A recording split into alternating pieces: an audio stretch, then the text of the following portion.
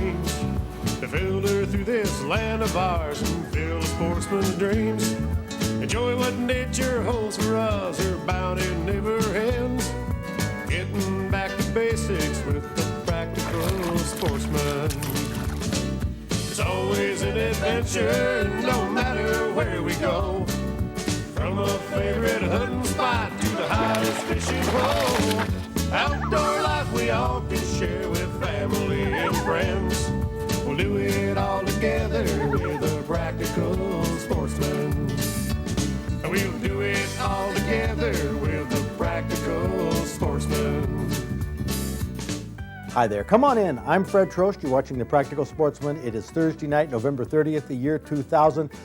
This buck right over my shoulder here is the biggest buck that I've ever taken in my life. It's a 7-pointer. But this is on the small side for the Mill Creek Buck Pole down in Dexter. Holy cow, November 17th, 3 days after the season opened, we saw some colossal bucks there. I'm going to give you a complete tour of the buck pole, so please stay tuned. I don't see any cheap points on there. No, the 19 were all 1 inchers. 19. Anyway. For the past decade, I've always stopped by the buck pole at Mill Creek Sports in Dexter the second or third evening of Michigan's firearm deer season. Originally, the draw was the huge deer that came from Washtenaw County. Well, now the Mill Creek Buck Pole has become the place to be if you got a big buck in southern Michigan.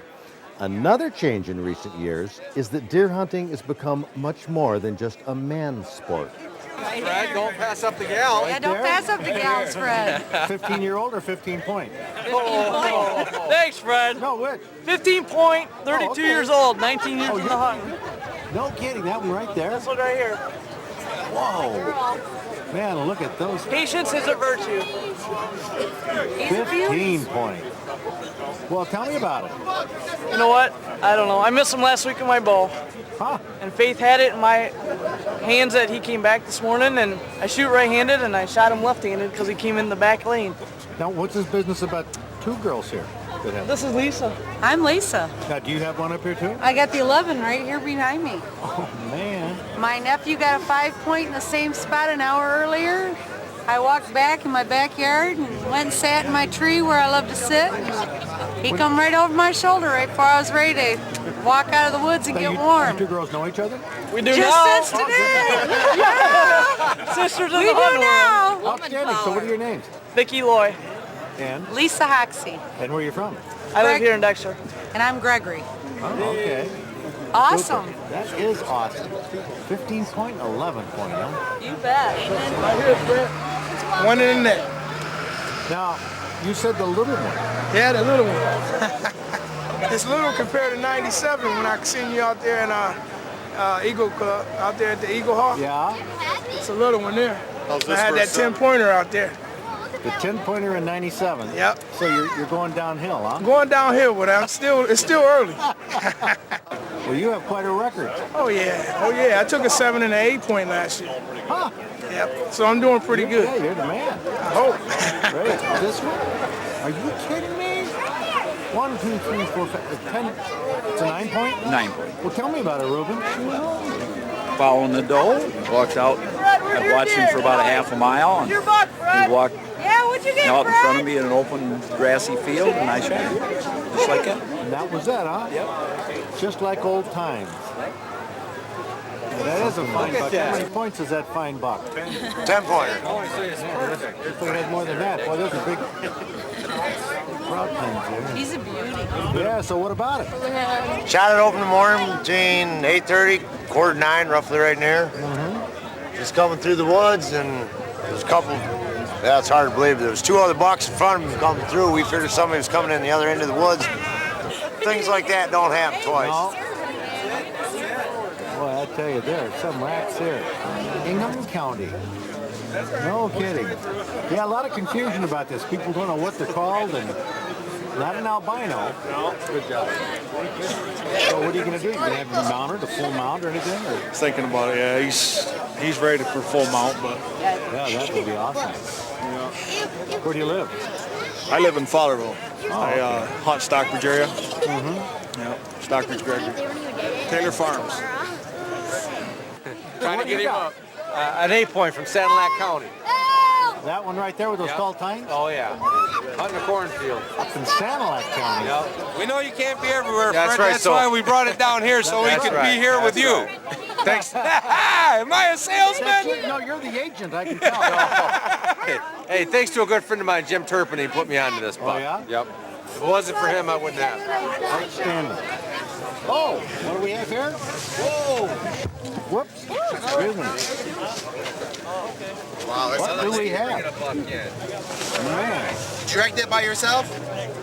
Not out of the woods. I got help getting out of the woods. He was a little heavy. So this is yours?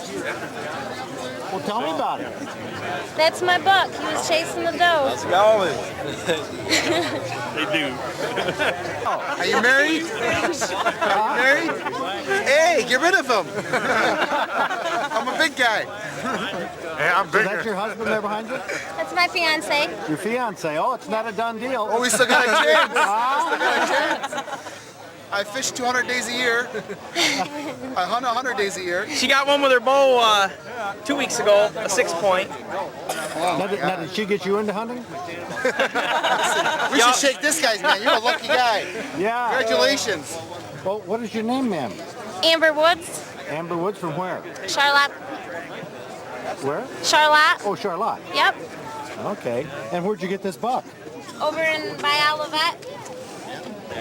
He was hot after doe. Doe come running through and watched her, and she stopped and turned around. Her tail was up, so I thought maybe dog was chasing her. And I heard something else running, and I looked, and here he come, and I yelled at him, and he stopped, and I shot him. So when's the date? When are you going to get married? We don't know yet. Huh? I don't know. Huh? Fred, I got a big boat, Fred. Yeah, you got any sisters? Two sisters, Two, how old? 23 and 16. Whoa. We've been letting a lot of little ones go. But does she hunt like you? No, she's not a hunter. No, she'll eat it. She won't clean it. She does everything outdoors.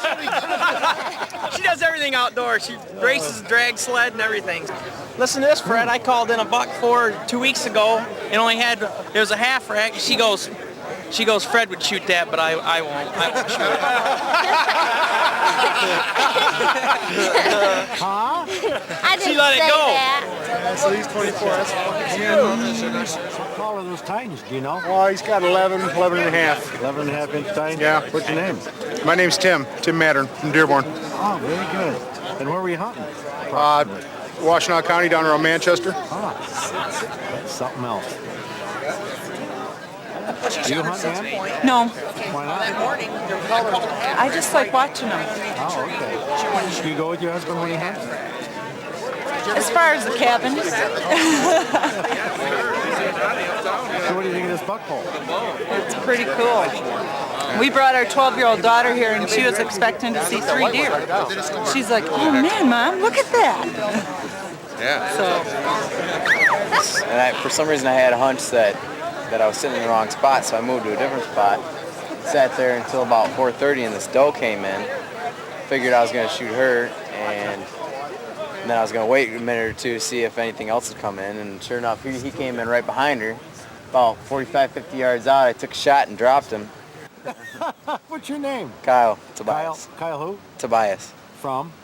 Dexter, Michigan. No kidding. Now, how many years you been hunting? 6. 6 years. Yep. This is my 6th deer. Wow. Well, that looks like a great one to me. Thanks. Well, it's nice. He's big in my book. So where'd you get that? Over in Eaton County. No kidding. Yeah. My son Ryan helped me do it. Well, make sure you get this thing scored on our marbles form. All right. And get that. Well, that's a neat rack. What's your name? Lloyd Pearson. Okay. My son Ryan. Yeah. Whose is this? It's mine. Who said that? Me. Oh, you. Well, tell me about it here a second. Yeah, stand right there so I can go through the antlers. I was walking out to my blind about 4 o'clock. Kind of upset. I was getting out there a little late and jumped him out of some thicks. Shot him on a dead run. Wow. What's your name? Don Ewald. Don Ewald from where? From Howell. And how big is that baby? That's 10-pointer. 10? That's an awful lot of bone there for 10. Yeah. Hey, there's Fred there. Hey, Fred. Hey, you made it, huh? Hi. We thought you got your trailer stuck or something again.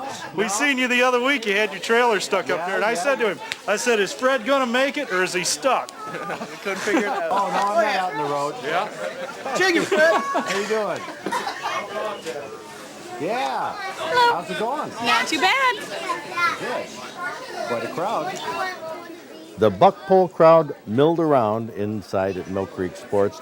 Now, they were warming up and socializing, and even though some trophy-sized big game mounts adorned the walls in the shop, everybody was talking about the big bucks that were hanging outside. Good genes. Pretty big racks up there, eh? Oh, man. Oh, Beautiful racks. Wonder what kind of guy would get a big one like that. A real lucky guy. A guy who just missed an 8-point and thought he better try to track him and walked up on this one. Really? So Walked up on him? walked up probably 50, 60 yards away, I would say.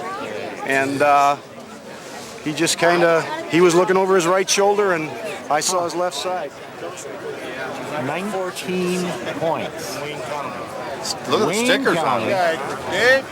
That's a city buck. I don't see any cheap points on there.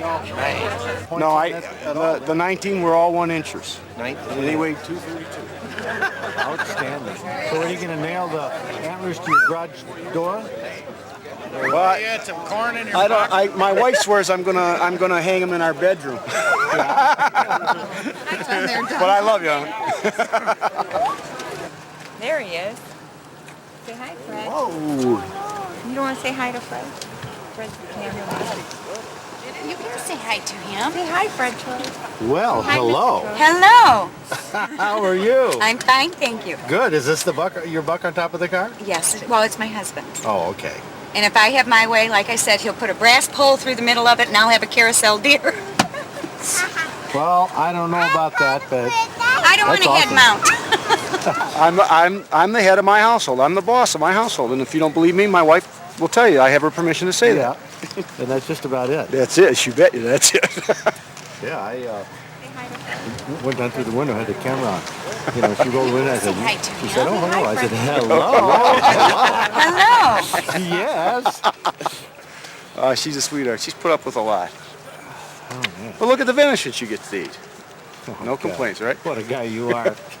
Well, all jokes aside, the women in our lives are very important to our enjoyment of hunting. They don't need to encourage us, but if they just tolerate us, we're eternally grateful. So tell me, how was it this year? Real good. Had beautiful weather, had a lot of people bringing deer in. We had to make some room for a lot of extra deer, actually. Turned out real good. What do you think? Oh, I think it's awesome. Outstanding. So how does this stack up with your other years, number of deer? Oh, I think this year they probably had a few more. Awesome bucks. Yeah, they did a good job. Awesome bucks. Well, thank you, Ray, for having this. Thank you. We love to have you. Because this is tremendous. Now, what about those little irritating PETA people? Were they around this year? We didn't invite them this year. Told them to stay home. I do want to thank the people that bring the deer in, though. They really make it enjoyable for everyone, hunters and people that don't get a chance to hunt alike, actually. So they do a good job, and we appreciate it. I had a riot here. Good. I'm glad. Talking with the people? I'm glad. It's super. Well, thank you, Ray Krosky. Thank you. There's nothing like it in the deer hunting world. The Mill Creek Buck Pole is in a class by itself, an event, a spectacle, nothing short of awesome. That Mill Creek Buck Pole has got to be the most colossal of all buck poles. We've been doing this for a number of years now, going down there the second or third night of the season, and I tell you, people are kind of embarrassed, I think, to hang 4 points up or 6 points. I mean, they shouldn't be, because that's not what deer hunting is all about. It never was traditionally about antlers. It never was traditionally about competing for who has the biggest mass or most points or widest spread or longest tines or however you want to measure it. Basically, deer hunting has always been a food gathering activity. That's how most of us got into deer hunting. That's what most of us value about deer hunting. And that makes it fun to go out. It makes you feel a little self-sufficient to get your own food and bring it back and have the family eat it and say, man, this is good.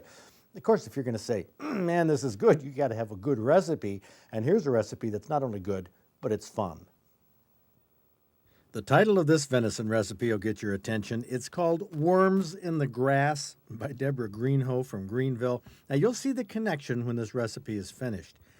You start with 2 or 3 venison steaks, trim off all the fat, and slice them into strips, sort of like little worms. Brown these strips in a little margarine, and then add a half cup of red wine vinegar with tarragon, a couple of bouillon cubes, dash of salt and pepper, 2 cans of chopped tomatoes, and a 1/4 cup of finely chopped green olives. Now simmer this mixture for about 20 minutes, enough time for you to cook a package of thin spinach spaghetti. It's the green spaghetti, sort of looks like grass. Mix the cooked spaghetti with the meat mixture and simmer it until it gets thick and tacky. Now it looks like venison strips with green spaghetti, but Deborah's kids call it worms in the grass. Change the name in your household if you want, but try it. It's great. Now, last week on the show, I talked about, and Attorney Toby White talked about trespass by conservation officers and private land ownership rights. Right here in the Detroit Free Press, Eric Sharp wrote an article which came out, Checks, Balance for Officer, Don't Deny Authority to Search, Ask for License.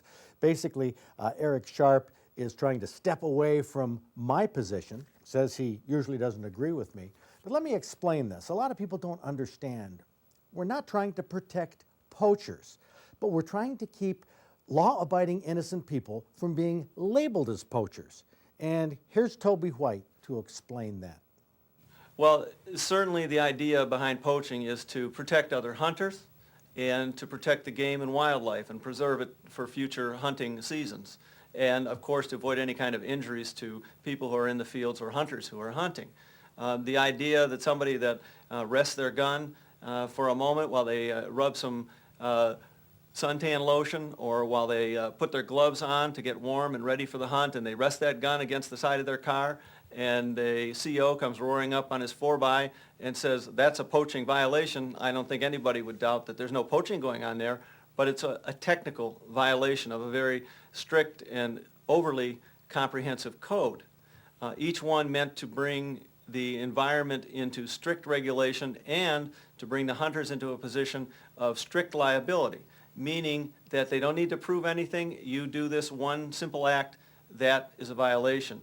There are appropriate times for that where safety or other major concerns are involved, but so many of these regulations are spun out with little regard for the sensibility of them and seem only there to trip up people who are doing innocent acts in the hunting atmosphere, where basically they're law-abiding citizens, they're trying to enjoy their hunt, and they're being tripped up by regulations that no reasonable person would even suspect would be a regulation.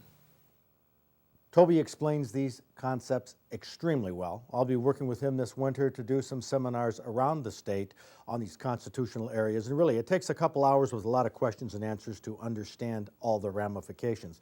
But another thing we're going to do is get this article straightened out by Eric Sharp, at least from our point of view.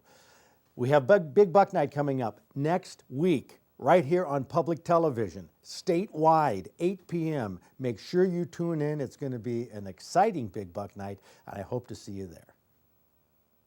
But I love you. There he is. Say hi, Fred. Whoa. You don't want to say hi to Fred? Fred's the cameraman. You can say hi to him. Say hi, Fred Trost. Well, Hi, hello. Hello. How are you? I'm fine, thank you. Good. Is this the buck? Your buck on top of the car? Yes, well, it's my husband. Oh, okay. And if I have my way, like I said, he'll put a brass pole through the middle of it, and I'll have a carousel deer. Well, I don't know about that, but I don't want to head mount. I'm the head of my household. I'm the boss of my household, and if you don't believe me, my wife will tell you. I have her permission to say that. And that's just about it. That's it. You bet you. That's it.